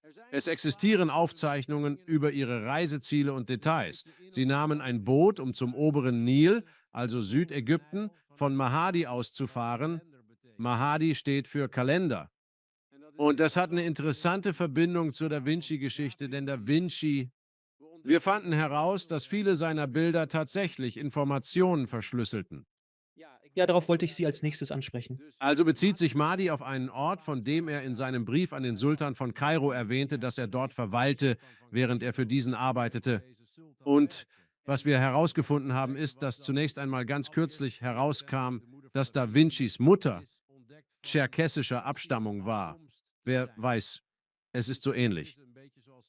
Tscherkessen sind wie Armenier in der Nähe von Armenien. Sie soll eine Sklavin gewesen sein, die ihre Freiheit erlangte, nicht wahr? Und sie war die Mutter von Leonardo, deren Vater ein bekannter Notar war. Stimmt's? Pietro hieß er. Und sie lebten in Vinci.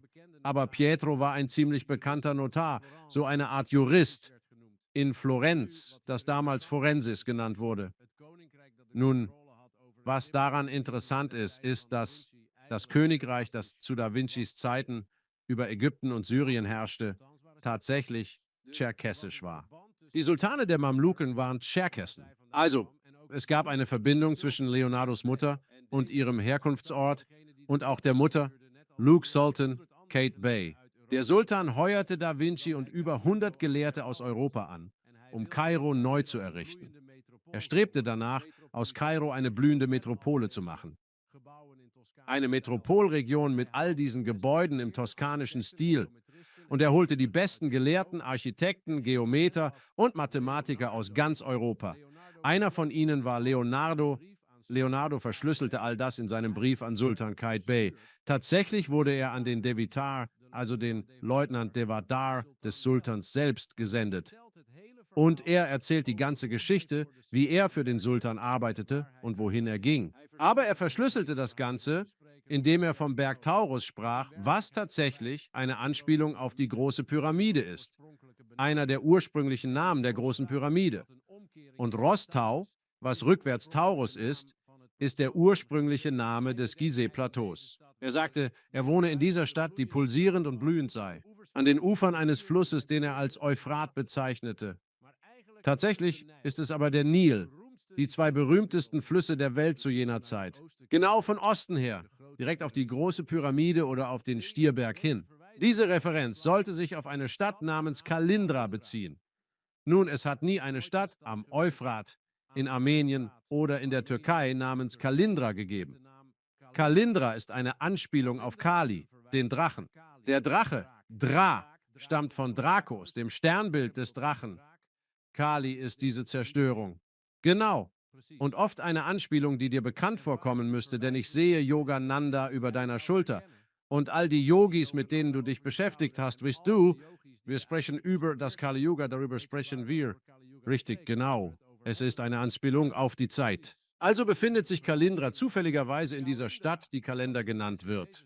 In einer Stadt im alten Kairo, die Kalender heißt. Und die Hauptkapelle, das ist die koptische Kapelle, die angeblich der Ort ist, an dem Jesus und seine Familie lebten, in Mahadi, in Kalender. als er dort als Kind weilte und später, kurz vor seinem triumphalen Einzug in Jerusalem, unmittelbar bevor er gekreuzigt wurde, als er auf dem Esel ritt. Bei seiner Rückkehr schwangen die Menschen Palmzweige und bereiteten allerlei zur Begrüßung in der Stadt.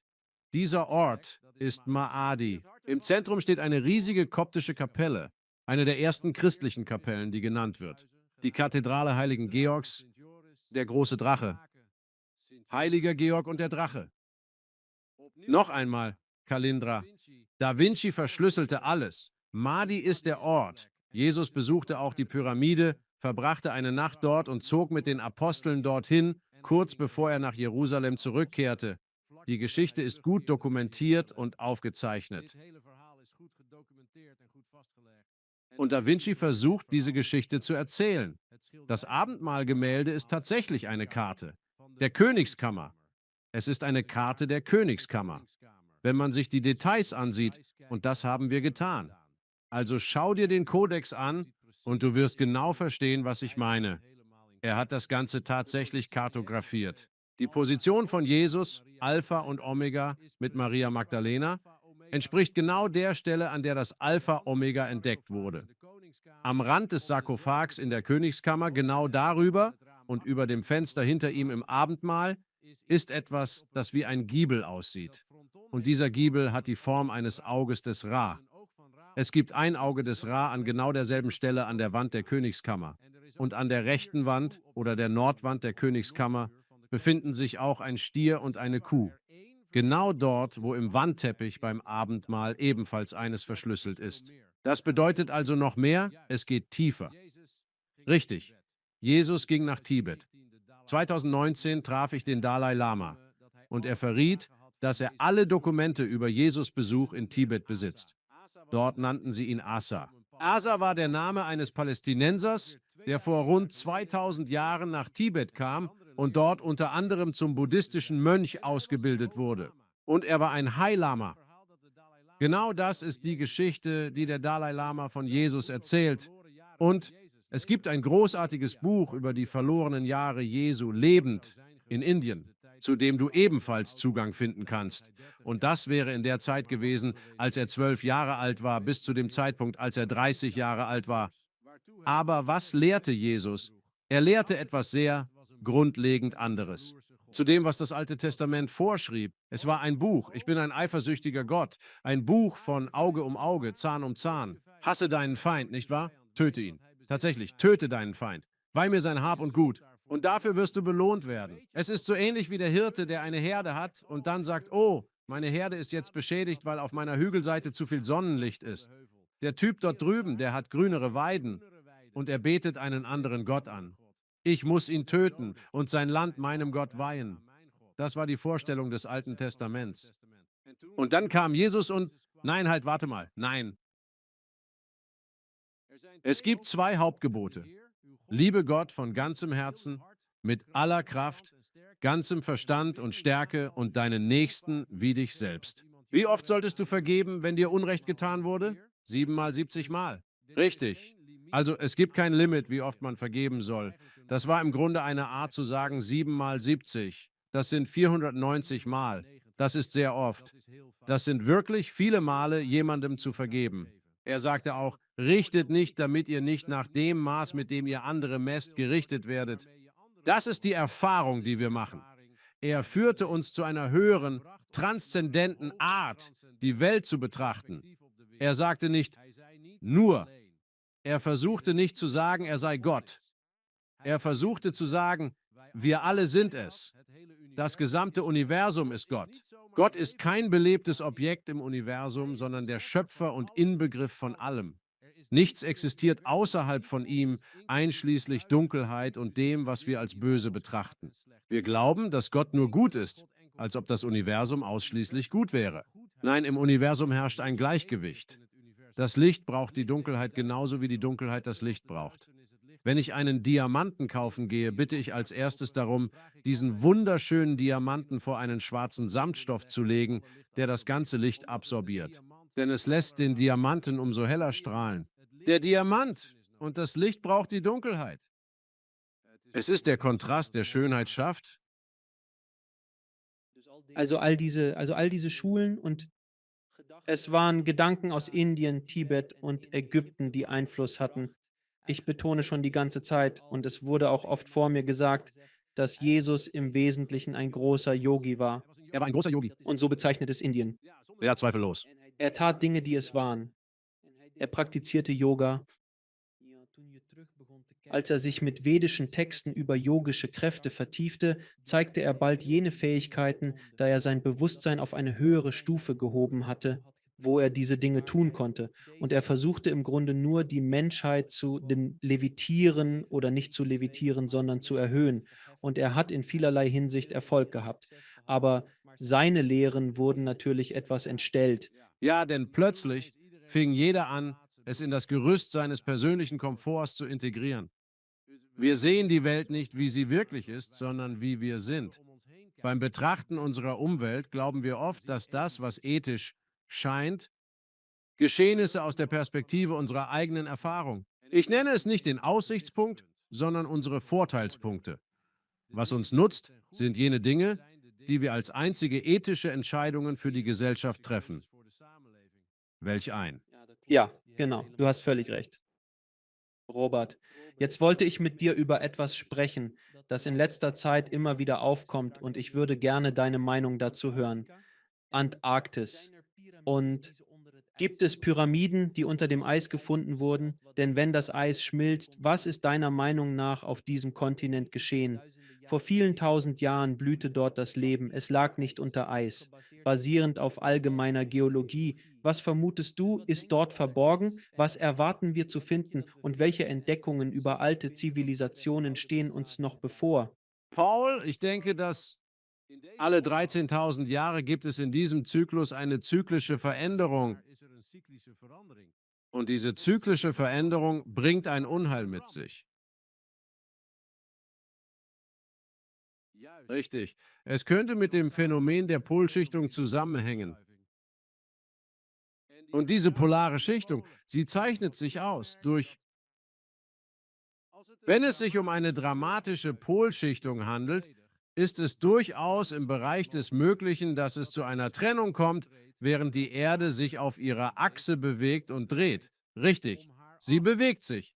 Stellen Sie sich vor, plötzlich käme die Erde in ihrer Drehung zum abrupten Stillstand. Es kommt zu einer Trennung der Platten. Sie werden buchstäblich treiben. Und das wird natürlich auch eine enorme Verschiebung verursachen, wie Wasser verdrängt wird, weil der Planet bedeckt ist.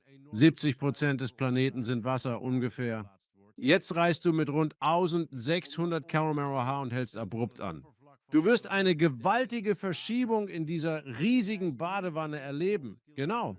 Und was auch passieren wird, ist, dass es zu einer Verschiebung der Kontinente kommen wird. Wir neigen dazu, Veränderungen als langsame Prozesse zu sehen. Ich glaube nicht, dass es immer nur langsame Verschiebungen sind, weil das unser Paradigma ist. Es könnte eine komplette Neuordnung der Kontinente geben, ausgelöst durch massive Polverschiebungen. Polverschiebungen sind gut dokumentiert. Wissenschaftlich wissen wir, dass sie existieren und zu Halbzeitpunkten auftreten. In unserer Präzession der Tag- und Nachtgleichen, einem 24.000 Jahre Zyklus oder 13.000 Jahre für uns am langen Zyklusende. Ich glaube also, dass die Antarktis einst, wie wir es auf den Karten gesehen haben, als wir in der Mittel- und Oberstufe waren, Teil von Pangaea und all diesen Superkontinenten war, die existierten und dann auseinanderbrachen. Andere sind der Meinung, dass es eine Inflationstheorie dazu gab, nach der alle Kontinente miteinander verbunden waren. Und dann, als die Erde wuchs und sich im Durchmesser ausdehnte, rückten sie plötzlich immer weiter auseinander. Genauso wie das Universum sich mit dunkler Materie ausdehnt, dunkle Energie, die im Wesentlichen darin expandiert. Also was ist mit der Antarktis? Glaube ich an wahrscheinliche Pyramiden dort? Ja, das tue ich. Ich weiß nicht, was auf den Fotos zu sehen ist, aber es würde mich nicht überraschen, wenn unter all dem viele Meter, genau, von gefrorenem Eis, dass wir dort sicher etwas finden werden. Davon bin ich vollkommen überzeugt.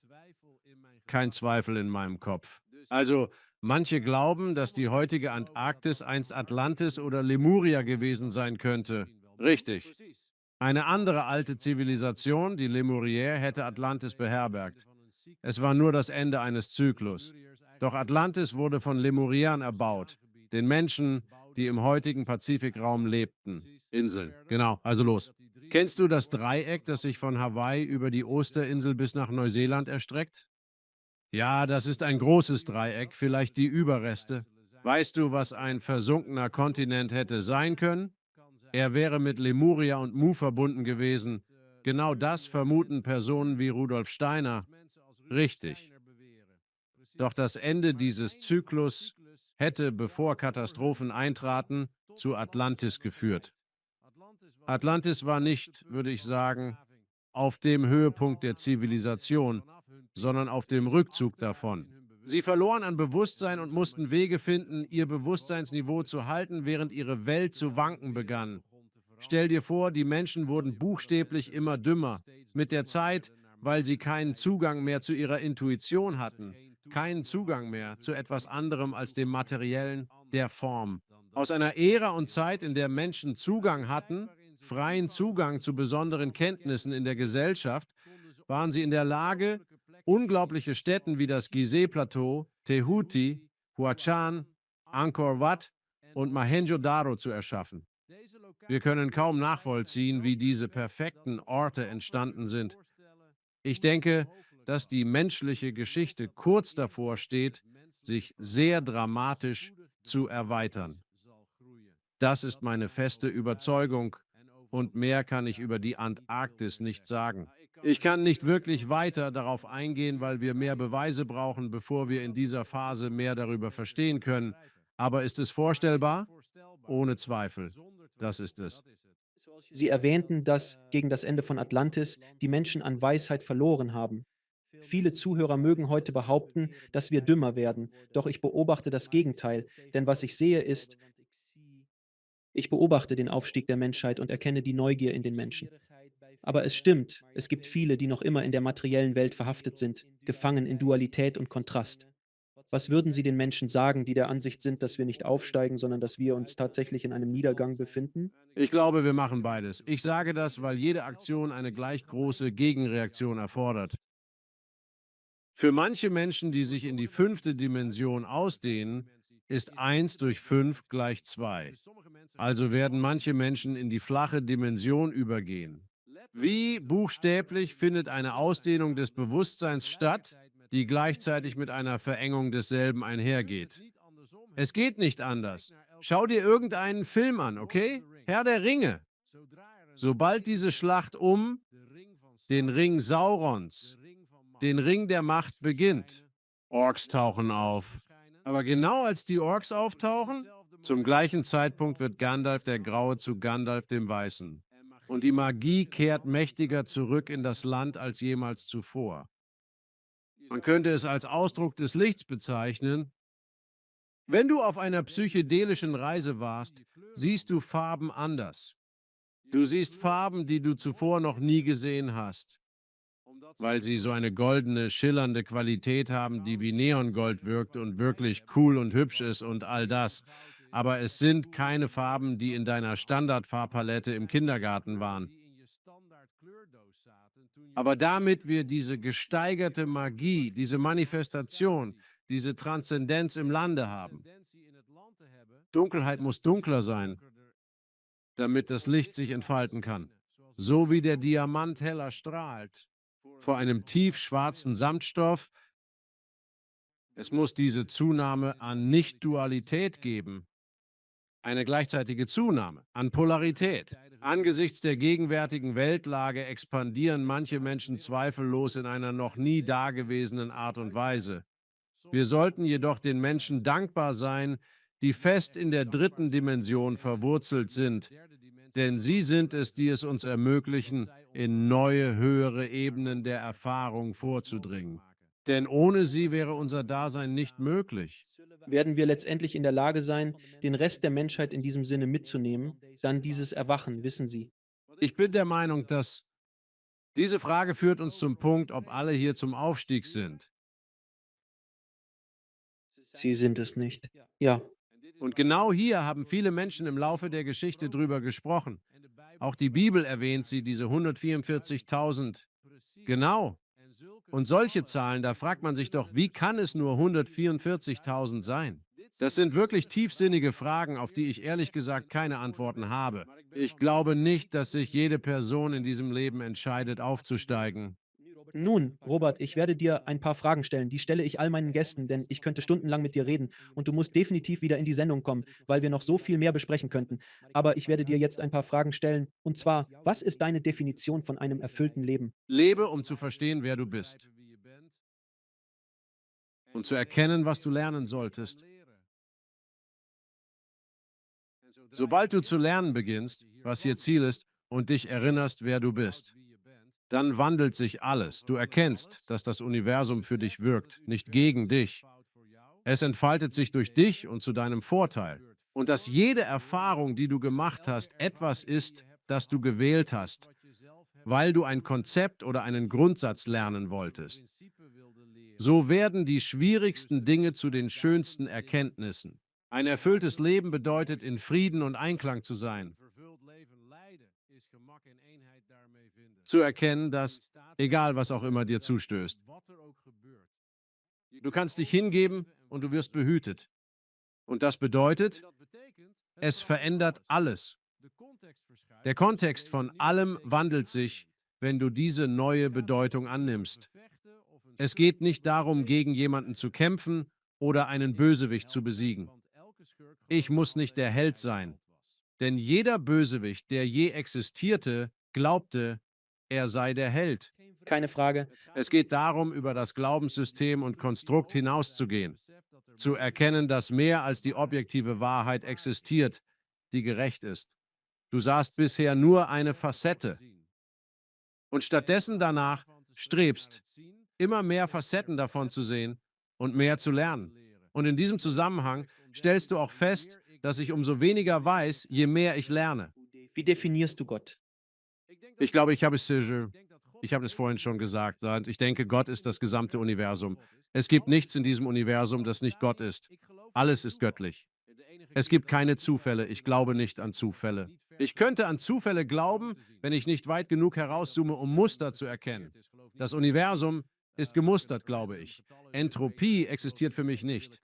Ich entwickle einen Zufallszahlengenerator, doch echte Zufälligkeit? Nein, daran glaube ich nicht. Jedes Mal, wenn ich nach einem Muster suchte, entdeckte ich tatsächlich eines, ohne jede Ausnahme. Wenn ich mich darauf konzentriere, kann ich prinzipiell jedes Muster enthüllen. Was wir als Entropie sehen, ist oft nur unsere Unwissenheit. Es ist das Feld des Ich weiß nicht, was ich nicht weiß. Das heißt nicht, dass es keine Muster gibt. Es bedeutet nur, dass ich sie noch nicht entdeckt habe. Das Universum als Ganzes, es ist ein Gleichgewicht aus dem, was wir betrachten, verstehen und in unseren Köpfen konstruieren, warum es existiert und welchen Zweck es erfüllt. Es ist auch begrenzt durch all das, was wir einfach nicht wissen. Die Dinge, die wir nicht kennen, bezeichnen wir ungern als Unwissenheit, also nennen wir sie entropisch oder zufällig. Nein, es ist die Grenze, wo unser Wissen endet und Unwissenheit beginnt. Sobald wir erkennen, dass Entropie nur das Ende unseres Verständnisses und den Anfang unserer Nichtwissenheit darstellt, dann verändert es auch unseren Blick auf alles. Denn bevor die Menschheit erkannte, was PI ist, wusste sie nicht, dass es eine Beziehung zwischen einem Durchmesser und einem Kreis gibt. Aber sobald wir die Beziehung zwischen einem Durchmesser und einem Kreis erkannten, führte das zu vielen anderen Entdeckungen in allen Bereichen, nicht wahr? Wo wir nun die Grenzbedingung, wo Wissen endet und Unwissenheit beginnt, immer weiter hinausschieben konnten. Und das geschieht mit Lichtgeschwindigkeit. Wenn du in die Vergangenheit reisen und mit deinem jüngeren Ich reden könntest, welchen Rat gäbest du? Genieße die Fahrt. Es ist verdammt nochmal wild, oder? Alan Watts drückte es prägnant aus. Die Menschheit leidet, weil sie das, was Götter zum Spaß schufen, zu ernst nimmt. Das ist ein großartiges Zitat, wirklich. Aber was ist eigentlich der Sinn des Lebens? Erinnere dich an dein Selbst. Warum bist du hier? Und lerne zu lieben und geliebt zu werden. Wunderschöne Antwort, mein Freund. Wo können die Leute mehr über dich und die erstaunliche Arbeit, die du weltweit leistest, erfahren? Besuchen Sie meine Webseite robertedwardgrant.com. Ich habe auch einen YouTube-Kanal, Robert Edward Grant. Folgen Sie mir auf Instagram bei Robert Edward Grant, erkennbar am blauen Häkchen. Ich bin auf vielen sozialen Medien präsent. Meine TV-Show auf Gaia, Codex, ist überraschend ein großer Erfolg. Und ich habe mehrere Bücher. Mein neuestes Buch ist ein Buch namens Polymath. Hier ist noch ein Buch von mir, Phylomat, das Zahlentheorie und Geometrie behandelt. Expertise in Zahlentheorie ist nicht nötig, um es zu verstehen. Es ist seit 2 Jahren das meistverkaufte Mathematikbuch auf Amazon, speziell in Zahlentheorie. Das ist beeindruckend, Robert. Noch eine letzte Botschaft für das Publikum. Liebe einfach, lass dich lieben. Entspanne dich. Nimm die Reise nicht zu ernst und hab Spaß.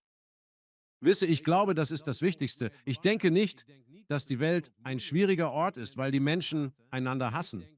Ich denke, sie kann ein schwieriger Ort sein, weil wir uns selbst hassen. Durch das Lernen, uns selbst zu akzeptieren und zu lieben, lernen wir auch, die Welt zu akzeptieren und zu lieben. Deine Erfahrungen und die Welt um dich werden sich vollkommen wandeln. Das bedeutet, die Veränderung zu sein, die du in der Welt sehen willst. Robert, vielen Dank für dein Sein in der Sendung. Es war mir ein Vergnügen und eine Ehre, mit dir zu sprechen. Wir müssen unbedingt einen zweiten, dritten und vierten Teil machen. Gerne doch. Ich schätze dich, mein Freund. Danke dir. Danke, Alex. Pass auf dich auf. Danke fürs Zuschauen. Klicken Sie unten auf ein Video, um fortzufahren, und vergessen Sie nicht zu abonnieren.